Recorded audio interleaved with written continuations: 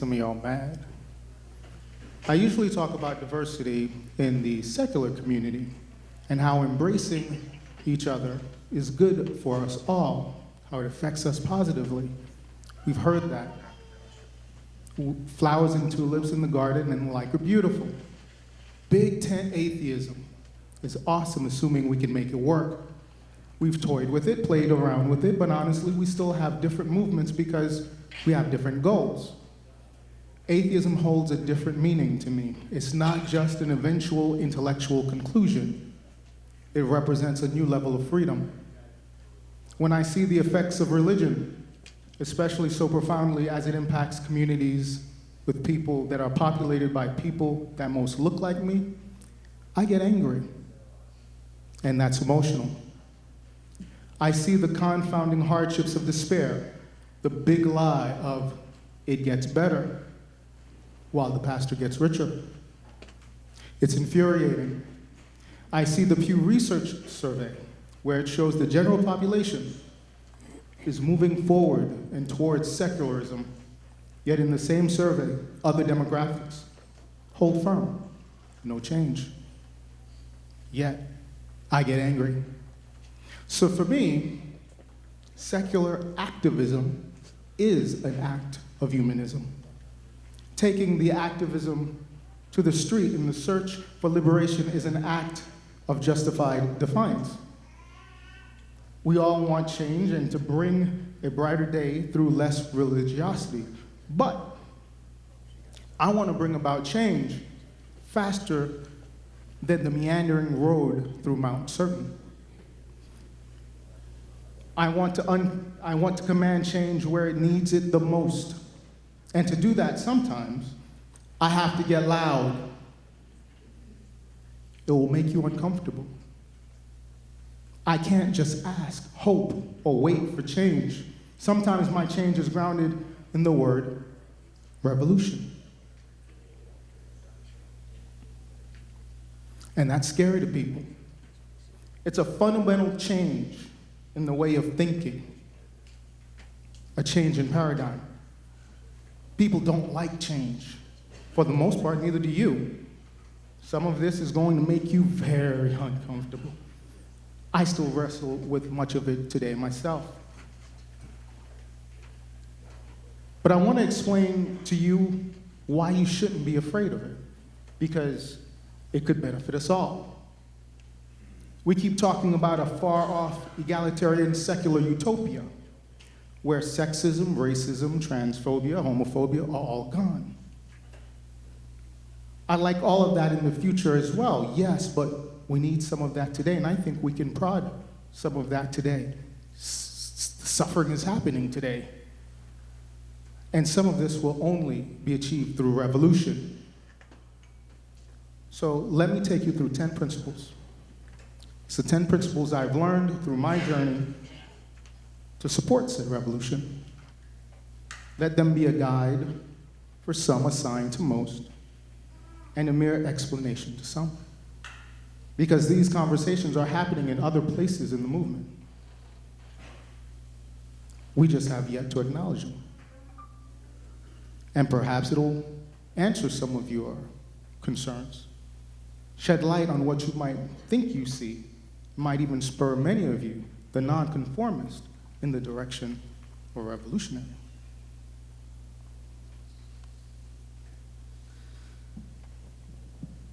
The first one is you have to understand the power of silence. One of the problems we have in the secular community is not understanding the power of our voices, not unified anyway. My voice doesn't matter, my vote doesn't matter. Someone else will do it. That's not my issue. Scope creep. We are the minority. I hear that in and out of the secular community. That's okay. We've learned from other movements that amplifying our voices works. It's something the right does really, really well. Squeaky-assed wheels get tons of grease. They see a cause even where one may not exist, or even just on the fringe, and they stand up against it, or for it, usually against. gay marriage, 10 Commandments, or Kentucky Clerk. They will not be silenced. You can accept that they have their beliefs, but that's as far as you should go. The imposition or assertion of their beliefs as true crosses a line. Society tells us that everyone's opinions have values and they may even be equal. But a revolutionary says no. They are not always equal, and I will not allow that false equivocation.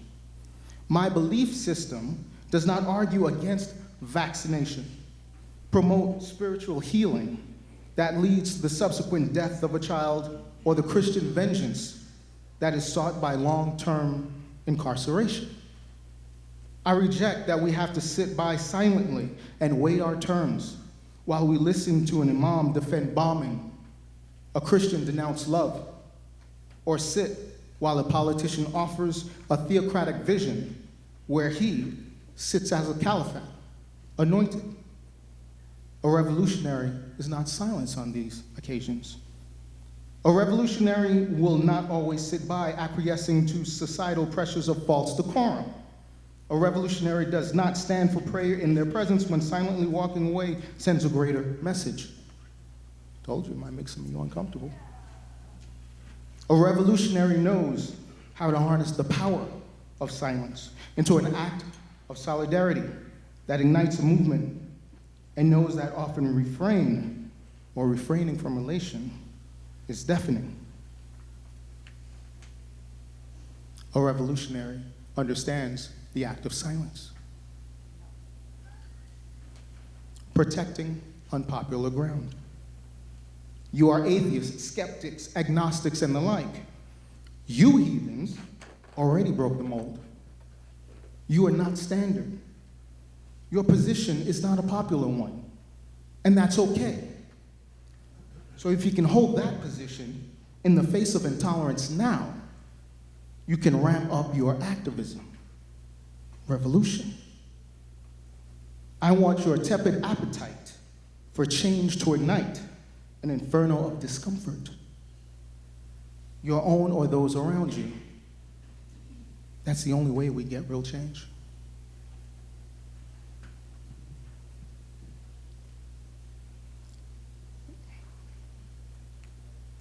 Come out of your shadows and be happy being perceived as wrong until all that surrounds you is right.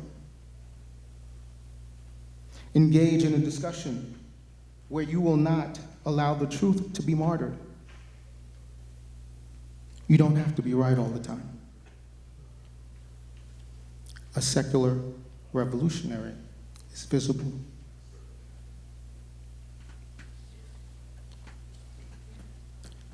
Assume that you are the tipping point. Then act as if you are, because you just might be. This is something that we all suffer from. Can I be the one to make the change? Will I be the first? Damn, it's scary. There is a first mover disadvantage when you sacrifice face. So we wait for someone else to do it.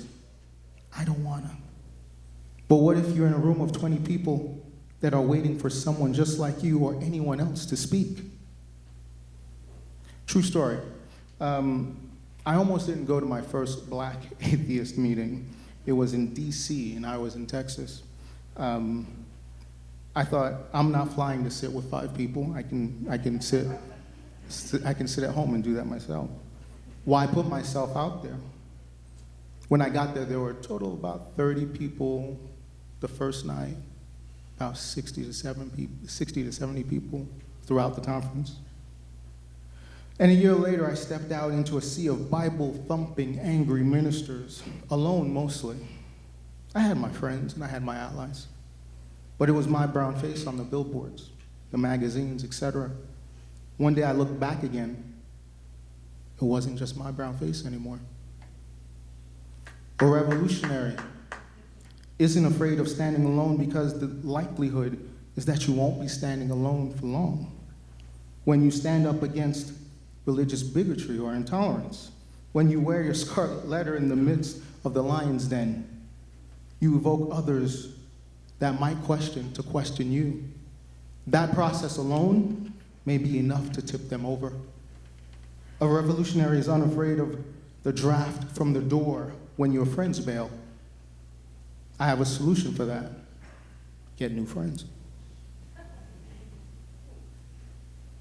Expect more from your allies. This is something that we all still struggle with. Revolutionaries should expect to be alone, true, but you should search for strong allies. That means that we need to evaluate the hell out of them. Not everyone who says that they're your allies are, nor should we take their word on it. You want trust? Show me you're trustworthy. You don't get to decide whether you're an ally or not. That decision is made for you by your actions.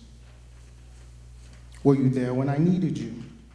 Or were you on the sidelines decrying my actions in the face of intolerance? Do we have a common goal? Is it long-term? Some partnerships actually do need an expiration date. When you needed my voice, I lent it, but when I needed yours, where were you should never be uttered. This is often where movements collide. I taught Black Lives Matter because I'm a humanist and I believe that all lives matter. So when a particular segment of the population believes their lives are diminished, I listen and I don't respond with, no, all lives matter. I understand, yes, all lives matter, and I'm going to make sure yours does too. As a humanist, it should be easy, yet it's a point of contention. So expect more from your allies or cut them loose. It's a tactic, one of the tactics that you learn in guerrilla warfare, not that I'm an expert, is small leaderless groups of highly motivated people can get well positioned to make their ideas heard, often better than larger, more well-funded ones. Self-reliance is something we should understand. A revolutionary knows and evaluates their allies. You should always evaluate your allies. He's not here, so I can make fun of him. Ha ha, David. That's what he gets for sleeping in. All right. Yes, he's at home, sleeping in. Okay. Update your vocabulary. We often joke about Christian sheeple as part of the online atheist vernacular. If you're a secular revolutionary, that's not enough. No, I'm not talking about belittling people, but I'm talking about being armed with facts and greater word strength than those whose ideas you typically just mock. You don't have to be uncivil to be effective. You just have to be well armed. So let me arm you with a few new words you should internalize. Commitment to their cause. Intersectionality. The world of revolutionary is about amassing allies in uncommon places. You are a small number, however, at the crossroads, there are allies, outliers that can return favors. They exist in places you dare not go. You still dare not go. Overcome your fear and cross those tracks. But don't come bearing false promises. We did that already. Bring your hands to make change, your voice to amplify their words, and bring commitment to their cause. This is where we need a little work. We get shy, societal norms. Again, pressures to fit in, get in the way. We don't want to be different. Group tribalism, in-group thinking and groupthink feed into the idea that, we have divided masters. Once you figure out how to shed them yourself, your commitment is unwavering. You want change? Commit to it. And then bring action. Do something. If you have to ask, what do I do about the same thing more than once without doing something subsequently, you're not in the mindset of change. Revolutionaries do. Activists act. If you remain on the sidelines wondering what, then you might just be another kind of sheeple. Navigate. Learn to pick, choose, and find your ways to the right battlegrounds. Will this bring about change? Will this change an attitude, gain an ally, or diminish a foe? If you're truly debating someone just to debate, You may be doing it for your own self-fulfillment. There's nothing wrong with that, not entirely. Well, a revolutionary approaches that battle with an intent of change. A revolutionary learns to question everything. Skepticism should be in our nature. But how often do you self-examine what you believe to be true or what you are told? This group should be skeptical about everything. However, there are societal norms. Again, we simply buy into because of norm. Norm's a nice guy, but fuck Norm. If you're not making the narrative, you're taking direction. And sometimes the only way to figure out what is true is to question it all. Good old skepticism. Do I believe that atheists are persecuted because of a narrative, or do I have data to support it? Do I believe Christians are persecuted in America? Well, the data doesn't substantiate it, but in the Middle East, unquestionably so. When looking at the efficacy of churches in easing suffering, yes, we can quantify it in the religious. Sure, they get tons out of it. But can we also quantify how much they've taken away from their congregations? When examining the state of policing in the US in regards to minorities, can we dismiss the victim blaming and use strong data to determine why certain minorities are likely to die at rates of 4 times the general population? And that's just among some of the statistics. Question everything, not just those that question you. Change is hard. Change is actually really, really, really hard. And you actually can't do it by yourself. All right, there's this terrible saying, and be the change you want to see or be the change you want to be. Damn, that's some self-defeatist thinking. It's a great idea in principle, but we have defense systems against change. We're hardwired that way. It takes a lot to change. Anyone ever tried dieting? It is just part of who we are. Organisms need heavy stimuli to change. Sometimes it's an evolutionary process. Sometimes it's drastic. We can say we want change all day long. Those extra few pounds, nothing. Even when we commit to changing, we often sabotage ourselves with faulty assumptions based on fear, loss of power, confrontation, etc. Especially when you're part of the majority. You have no motivation to change. Privilege. So we can say we want change all day long and never see it. A revolutionary must understand that you need to surround yourself with other revolutionaries. They may not even be the same kind of revolutionaries, just into revolutionary thinking. Share the same traits of what you say you want to become. They are less apathetic than you are. They will push you because their norm is their routine, but it's novel to you. This is where you will find your small magnets of disrupting ideas that can change or inspire the world.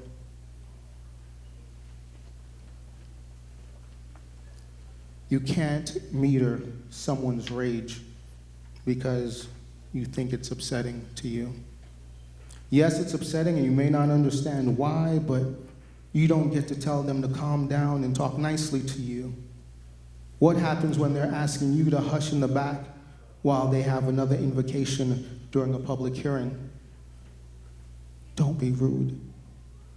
Or when a judge orders Christian counseling for an atheist mom, or a kid merely minutes away from here is arrested because he built a clock. Hell yes, you should be mad. It's human. Asking someone to mediate their pain while kowtowing to your demand for faux civility isn't fair.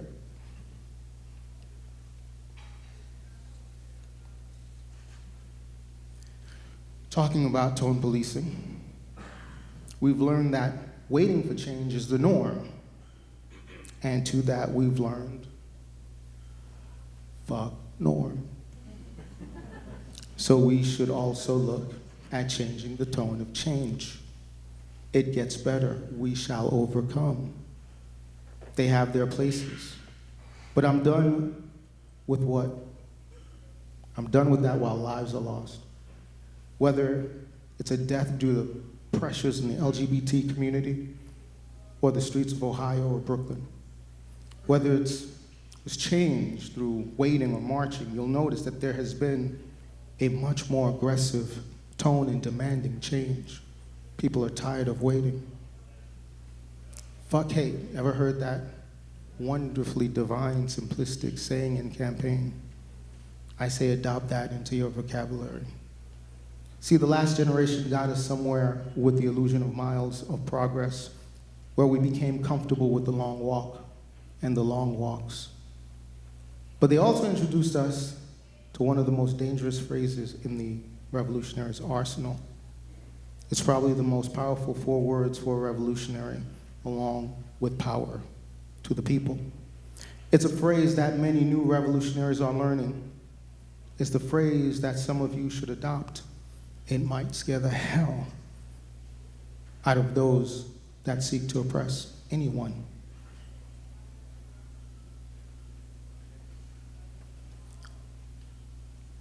By any means necessary. I will defend my right to freedom of speech by any means necessary. I will defend the separation of church and state by any means necessary. I will find a way to progress my humanity and my charity by any means necessary. Let's see if you figure this out yet. I will seek equal justice for all. Okay. Here's the thing. Once you get moving and adopt these principles, you can come to the final principle where you'll realize the revolution will not be tweeted. The revolution will not be televised, nor will it be prefaced by a hashtag. It will come on a tide of secularism and activism that spills onto the intersection of intersectionality and change, where we spill antiquated ideas instead of blood. The revolution will happen when we move from hashtags to movement. Thank you.